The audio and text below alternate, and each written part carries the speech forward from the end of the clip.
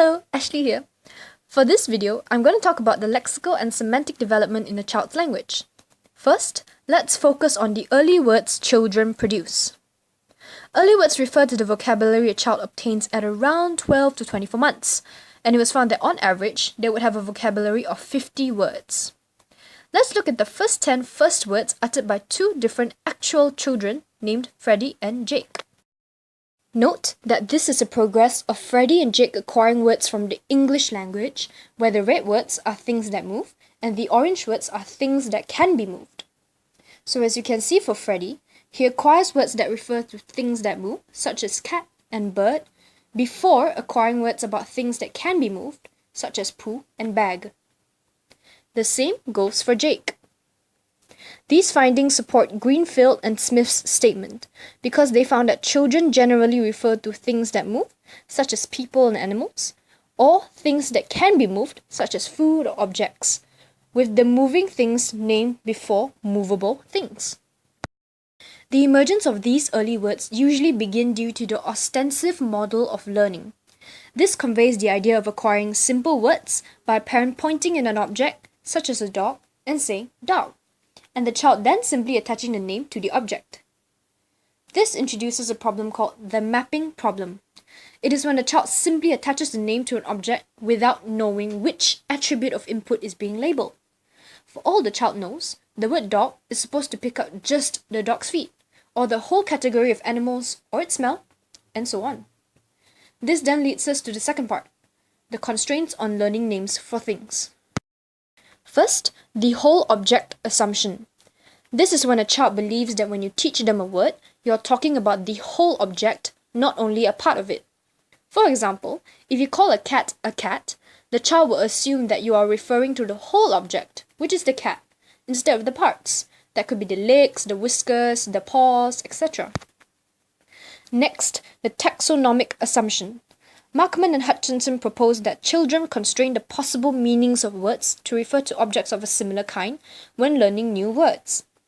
When presented with two objects, such as a dog and a cat, and a third object that was thematically related, such as dog food, children will often select a dog and dog food as being the same kind of thing. If, however, the dog was called by an unfamiliar label, such as Dax, and children were told to find another Dax, they were now more likely to select the cat.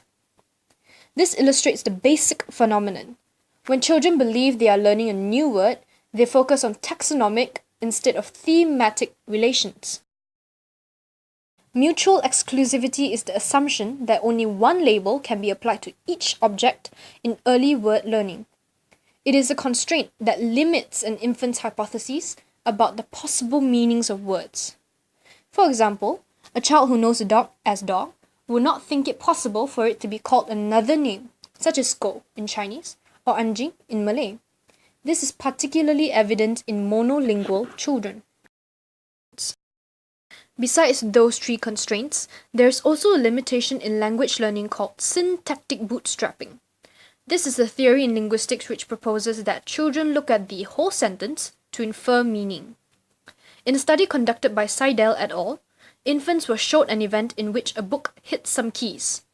Infants then saw the book and keys side by side and heard either, "What hit the keys?" or "Where are the keys?" Infants tended to look at the book if they heard the first sentence, and the keys if they heard the second. These results suggest that 15-month-olds can identify multiple familiar words per sentence and integrate their meanings to interpret the whole sentence. Now let's move on to the last part, which are the errors made in representing meaning. Two of the key errors children can make are referred to as underextension and overextension. Underextension refers to the attribution of a narrower meaning to a word than is accurate. For example, a child might initially decide that the word cat only refers to the cat that happens to be his or her family pet, but not to anyone else's cat. This is the least frequent of the two errors. Overextension is essentially the opposite. It is where a child attributes a broader meaning to a word than is accurate. A common example is to use the word dad to refer to all male adults, or cat to refer to all small furry four-legged creatures. This is the main semantic error made by children. However, when the child reaches the age of about 2.5 years, they begin to stop overextending. They begin to ask questions such as, what is the name of that thing? And their vocabulary would develop much more quicker from then on. This is when they enter their later development of meaning.